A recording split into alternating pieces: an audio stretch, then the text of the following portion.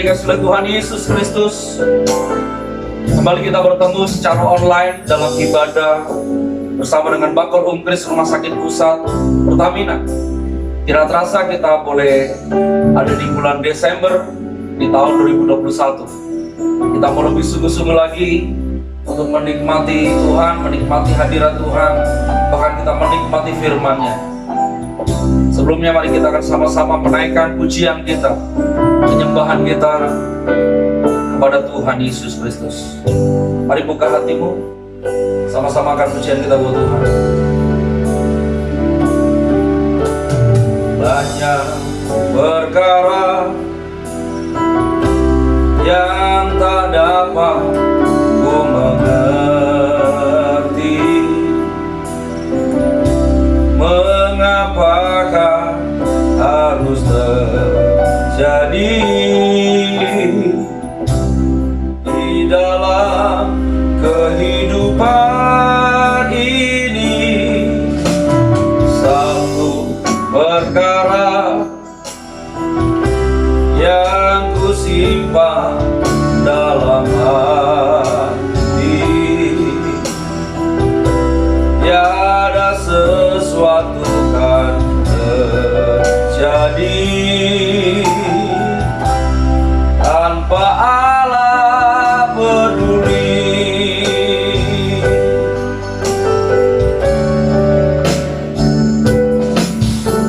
Allah mengerti, Allah peduli segala persoalan yang kita hadapi. Tak akan pernah dibiarkannya ku bergumul sendiri, sebab Allah mengerti.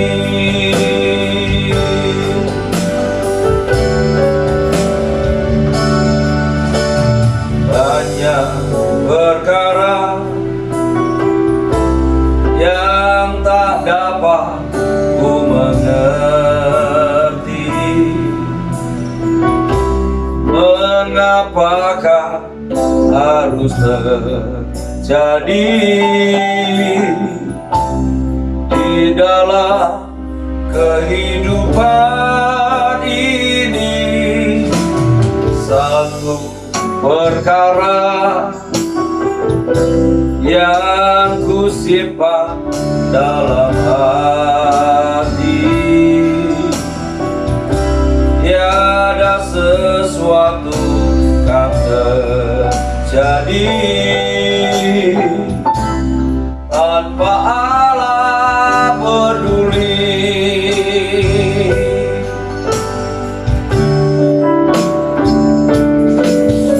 Allah mengerti, Allah peduli segala persoalan yang kita hadapi.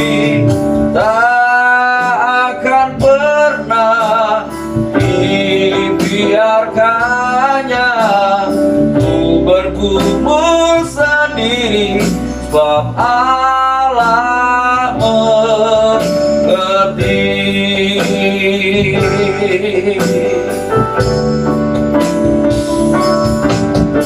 Allah mengerti, Allah peduli segala persoalan yang kita hadapi. Tak akan pernah dibiarkannya ku bergumul sendiri, sebab Allah mengerti, sebab Allah mengerti, sebab Allah mengerti.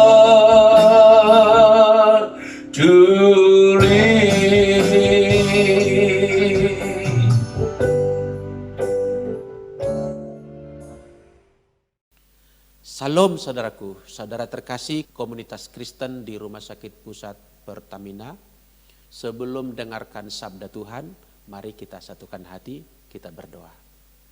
Bapa Sorgawi, kami bersyukur boleh ada di dalam pertemuan ibadah lewat Zoom ini. Tuhan memberkati kami dan kami rindu mendengarkan sabda-Mu. Berbicaralah kepada kami Tuhan. Urapilah hamba-Mu yang berkata-kata, urapilah setiap kami yang mendengarkannya. Kami siap mendengarkan Tuhan. Di dalam nama Yesus Kristus kami berdoa. Sama-sama kita berkata, amin. Saudara, kali ini sudah di awal bulan Desember, saya akan membawakan khotbah dengan judul Bijak Seperti Orang Majus. Orang Majus adalah orang yang berkiprah di sekitar kelahiran Juru Selamat. Saudaraku, siapakah orang Majus ini? Sering mereka disebut orang bijak dari timur. Bijak dari timur, apa artinya? Bijak itu tidak melulu datang dari dunia barat, juga dari dunia timur. Oke? Nama yang lain disebut mereka adalah orang-orang terpandang yang memiliki pengetahuan astronomi, ahli perbintangan. Mereka orang-orang yang terkemuka di timur, yang melihat suatu tanda fenomenal, bintang yang heran, berbeda dari fenomena yang lain, dan mereka kenali itu sebagai penanda lahirnya raja bagi orang Yahudi. Dan oleh karena tanda itu dan pengetahuan mereka, pengetahuan awal tentang tanda kelahiran Juru Selamatnya orang Yahudi itu, mereka meninggalkan negerinya, pergi mengikuti petunjuk bintang itu. Maka mereka di mana-mana bertanya, di manakah dia raja orang Yahudi yang baru dilahirkan itu? Kami datang untuk menyembahnya.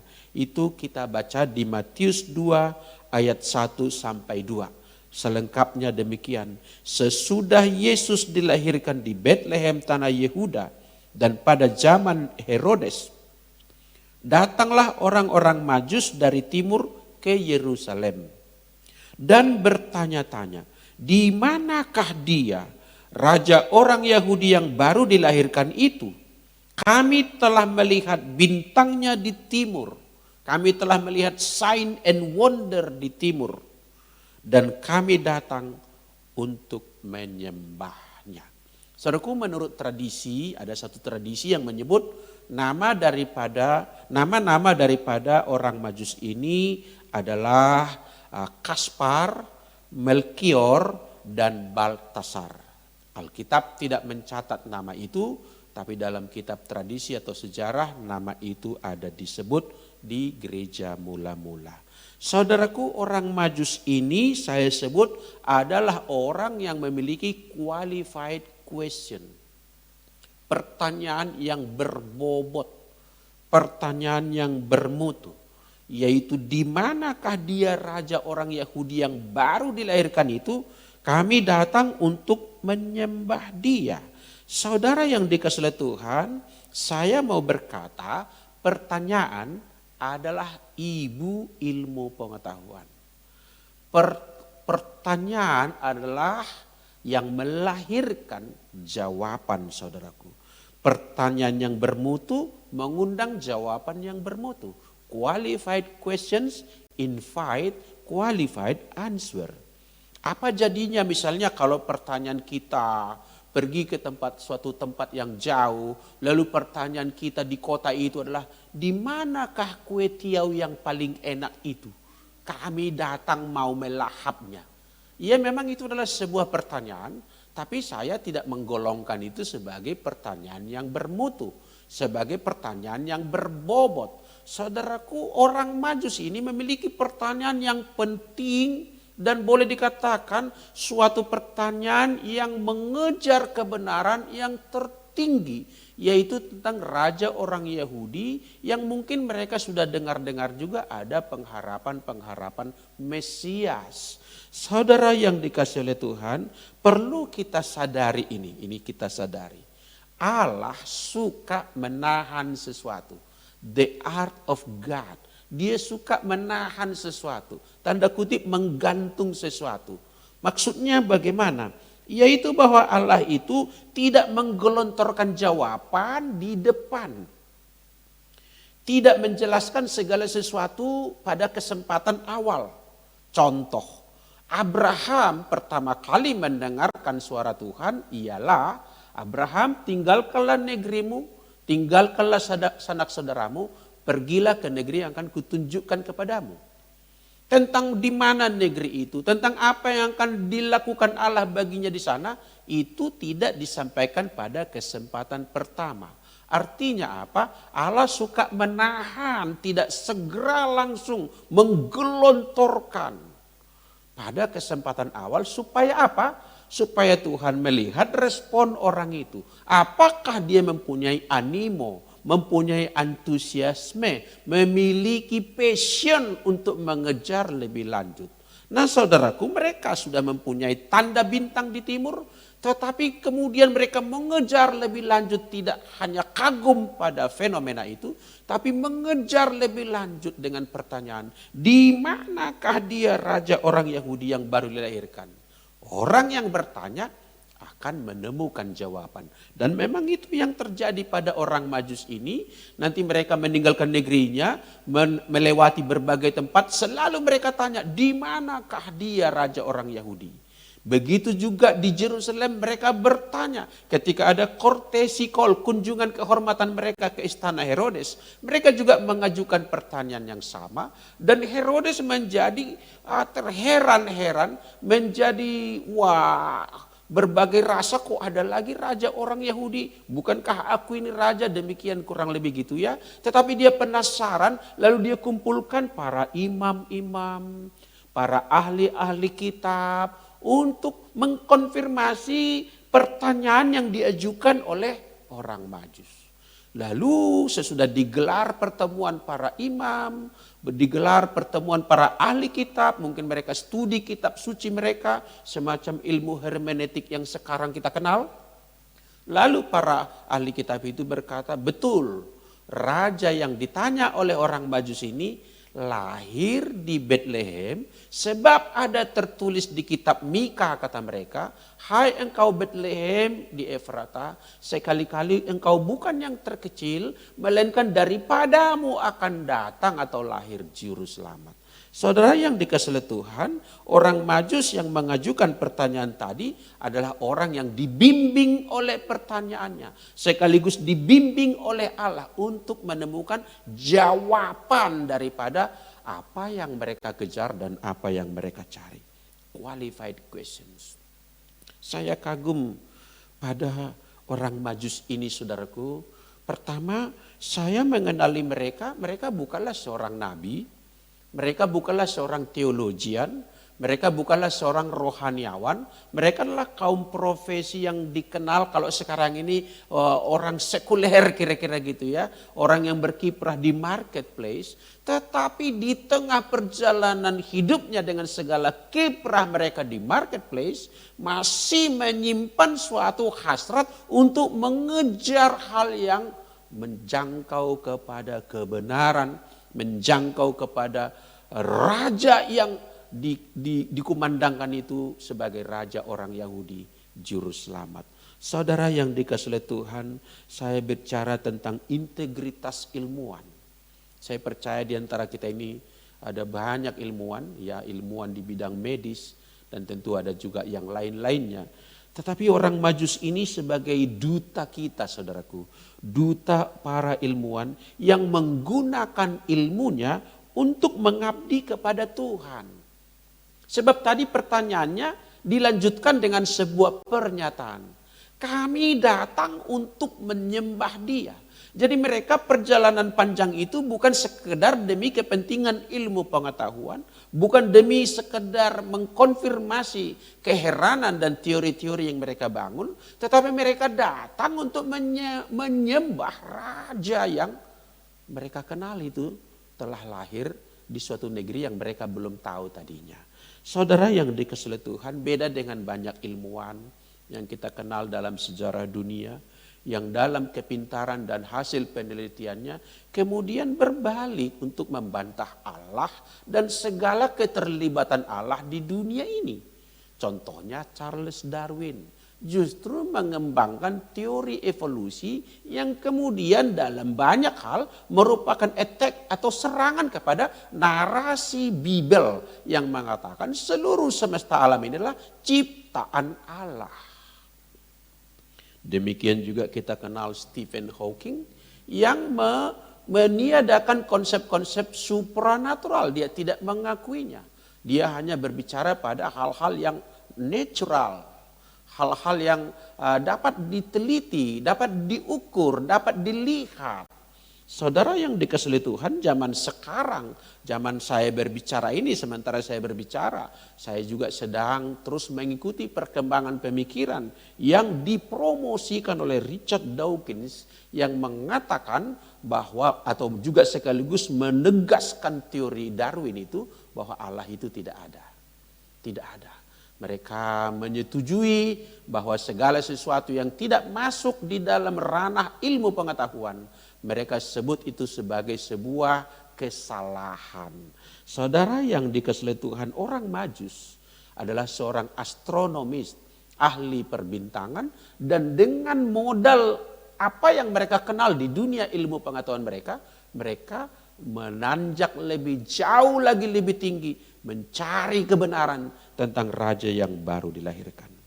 Saudara, yang mau saya sampaikan adalah orang yang mencari akan mendapatkan. Amin Bapak Ibu. Sebab itu ada firman Tuhan Yesus, orang yang mengetuk baginya pintu dibukakan. Orang yang mencari dia akan mendapatkannya. Orang yang meminta kepadanya akan diberikan. Prinsip itu juga berlaku bagi orang Majus ini. Mereka mengejar sesuatu dan mereka mendapatkannya. Ini selaras dengan saya bacakan kitab Amsal. Kitab Amsal pasal 8 itu tentang hikmat yang merupakan figurasi daripada Yesus Kristus Tuhan juga. Di Amsal pasal 8 ayat 17 sang hikmat berseru-seru demikian. Aku mengasihi orang yang mengasihi aku. Dan orang yang tekun mencari aku akan mendapatkan. Wow, ini good news saudaraku. Good news, ini kabar baik, ini peluang bagi kita. Ada janji daripada Tuhan yang dikumandangkan. Orang yang mengasihi aku katanya, aku akan mengasihi dia. Orang yang tekun mencari aku akan menemukan daku. Saudaraku, jadilah seorang yang truth seeker, pencari kebenaran. Saya percaya di mana saja dan dari mana titik berangkat para truth seeker itu, pencari kebenaran itu. Entahkah dia ilmu perbintangan, ilmu kedokteran, ilmu fisika, ilmu ekonomi, ilmu psikologi, apalagi ilmu teologi. Setiap orang yang menjadikan dirinya pencari kebenaran seperti orang Majus, Allah akan menemui mereka. Allah mengizinkan, berkenan mereka bertemu dengan dia. Itu yang dialami oleh orang-orang Majus ini saudaraku. Jadi saya berkata bahwa orang yang mencari akan mendapatkan. Sebab apa saudaraku? Bahwa sang hikmat itu menyediakan diri untuk ditemui. Untuk ditemukan.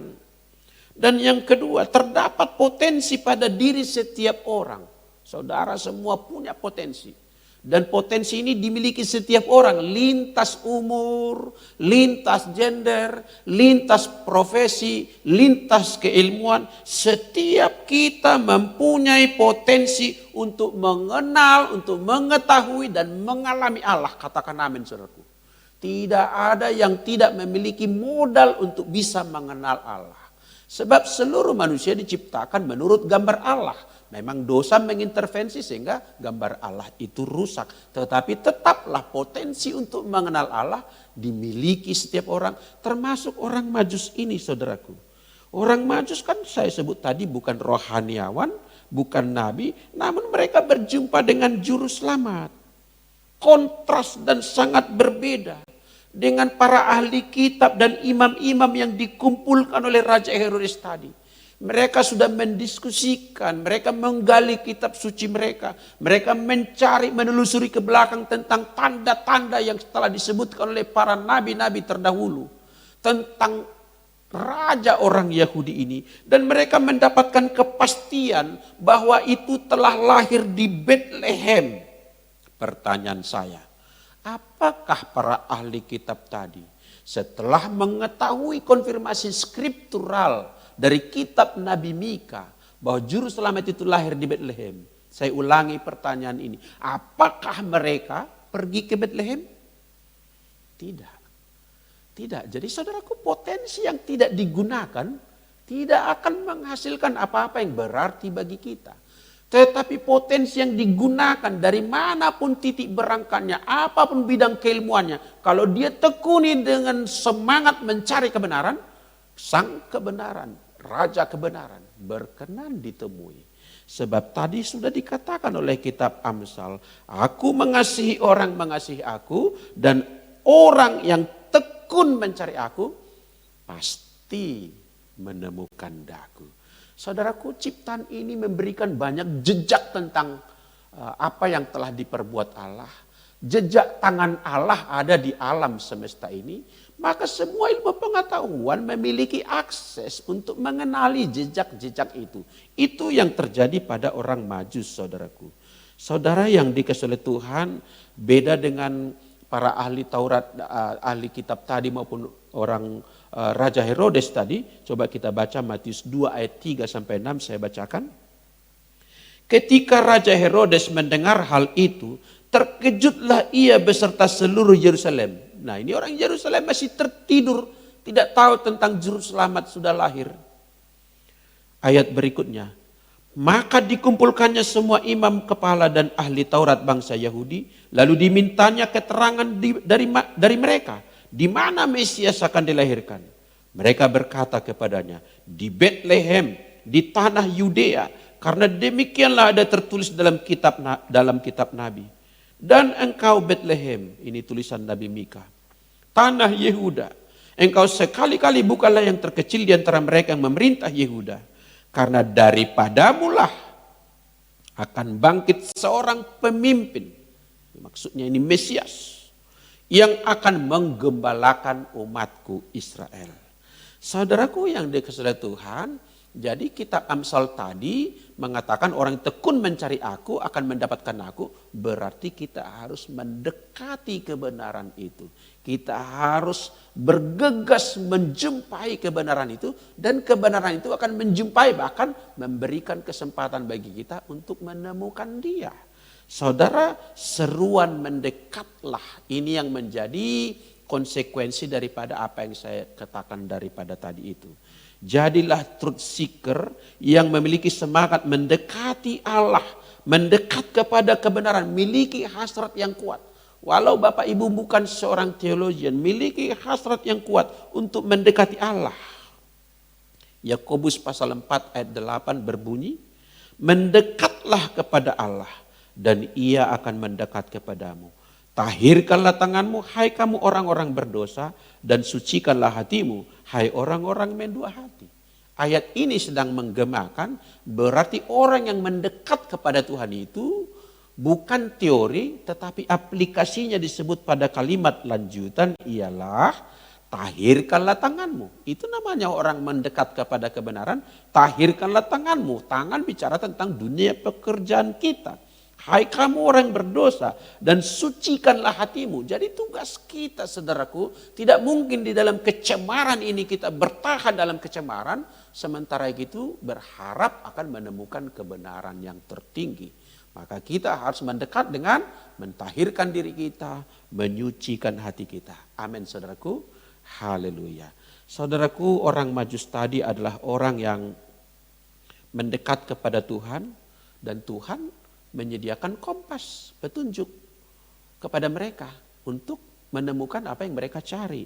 Dan sampailah mereka di Bethlehem, ada petunjuk lagi dari ahli Taurat. Jadi orang yang mencari pada kemudian akan jumpa kok dengan petunjuk-petunjuk dari kitab suci. Seperti orang Majus yang tadi tidak tahu kitab suci, sekarang mendengar uraian dari kitab suci. Dan ada lagi tanda bintang yang menuntun mereka sampai kepada ke Bethlehem. Saudaraku, seruan mendekatlah tadi itu adalah bicara tentang perlunya kita konsisten pada tujuan. Tujuan tadi orang Maju adalah kami datang untuk menyembah Dia. Dan kalau kita cek Matius pasal 2, jelas memang bahwa mereka datang di ayat 11 berbunyi, maka masuklah mereka ke dalam rumah itu. Ke dalam rumah berarti orang Majus berjumpa dengan Yesus sudah berada di dalam sebuah rumah. Beda dengan para gembala-gembala yang masih menemukan Yesus di dalam palungan. Jadi saudaraku, berarti orang Majus ini rombongan berikutnya setelah orang-orang gembala tadi. Saudaraku, dikatakan di sana, maka masuklah mereka ke dalam rumah itu dan melihat anak itu bersama Maria ibunya, lalu sujud menyembah Dia. Mereka pun membuka tempat harta bendanya dan mempersembahkan persembahan kepadanya, yaitu emas, kemenyan, dan mur. Perhatikan ayat ini berkata, lalu sujud menyembah Dia. Konsisten dengan tujuan. Dan sekarang mereka menemukan Yesus itu bukan di istana raja, melainkan di sebuah rumah penumpangan. Tidak lagi di kandang domba memang, tapi rumah penumpangan. Dan Dia masih dalam bentuk seorang anak kecil, masih bayi. Mereka menyembah Dia, saudaraku. Bukan menyembah kepada seorang yang sudah di dalam singgasana dengan mahkota, dengan pakaian kebesaran. Saya percaya kalau sampai orang Maju sujud menyembah kepada bayi yang baru lahir ini, adalah sebuah tindakan iman dan pengakuan bayi inilah juru selamat itu. Bayi inilah raja orang Yahudi yang dikabarkan ini.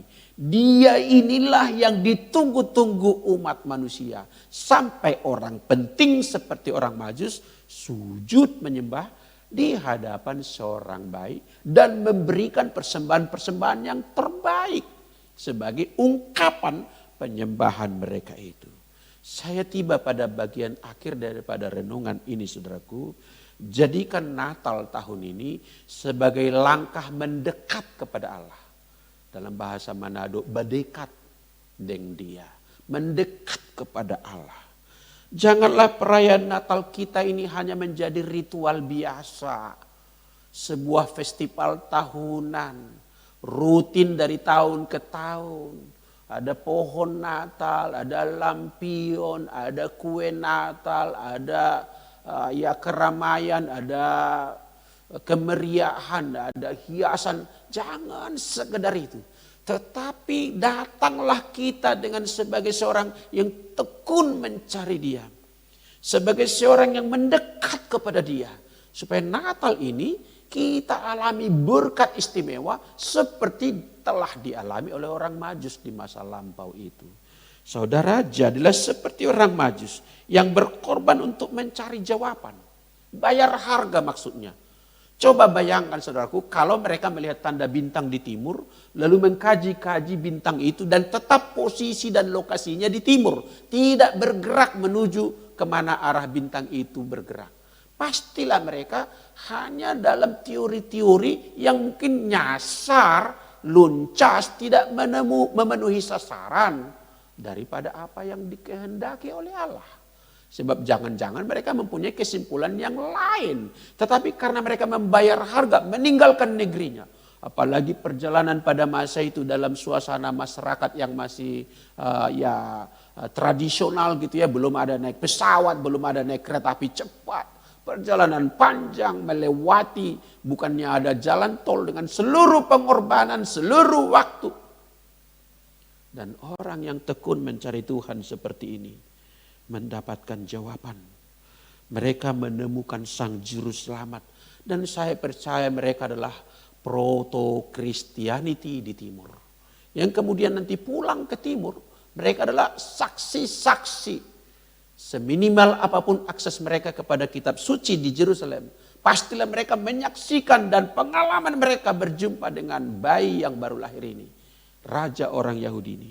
Mereka menjadi saksi-saksi di mana mereka berada. Saudaraku, saya tiba pada bagian ujungnya. Orang Majus ini paralel atau hampir sama dengan Musa di padang penggembalaan di Midian. melihat tanda fenomenal berupa api menyala di sebuah semak. Tetapi semak itu tidak hangus dan tidak ada bau asap. Dan dia mendekat ke tempat yang fenomenal itu, baru dia mendengar suara Allah dari sana. Tanggalkanlah kasutmu, sebab tempat yang kau berdiri adalah kudus. Dan selanjutnya terjadi percakapan-percakapan yang sangat personal, yang sangat luar biasa antara Tuhan Allah yang memanggil Musa pada kesempatan itu. Demikian juga orang Majus ini melihat tanda bintang. Mereka juga datang mendekat dengan bimbingan bintang itu. Dan menemukan raja yang dilahirkan. Dan dialah Yahweh, dialah Tuhan Allah yang dijumpai Musa di padang di penggembalaan Midian. Sekarang telah inkarnasi menjadi manusia di Bethlehem. Tuhan memberkati kita. Jadilah bijak seperti orang Majus.